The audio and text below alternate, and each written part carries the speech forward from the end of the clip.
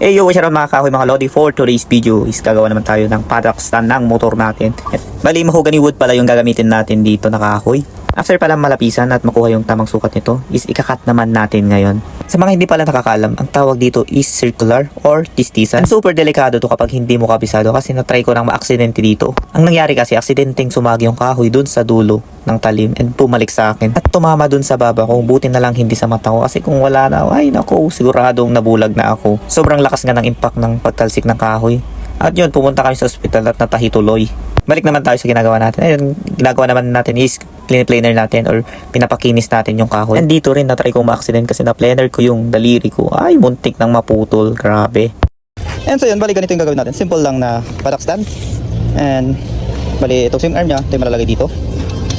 Tapos maglalagay na lang siguro ako ng gulong niya dito sa baba para madaling itulak. And very simple lang itong paddock stand na gagawin natin. Para wala nang eme-eme.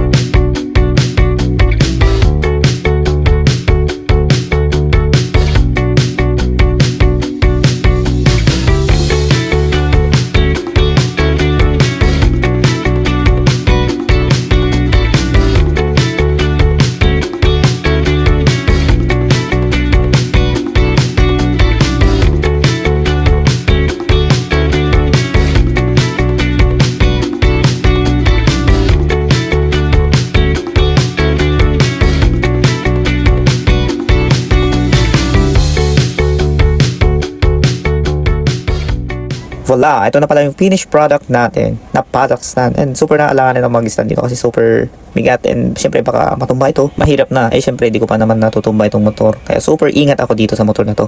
So ayun nga, sana nag-enjoy kayo dito sa panonood dito mga kahoy mga kalodi. And so yun, hanggang dito na lang tayo. Goodbye! All goods, all goods!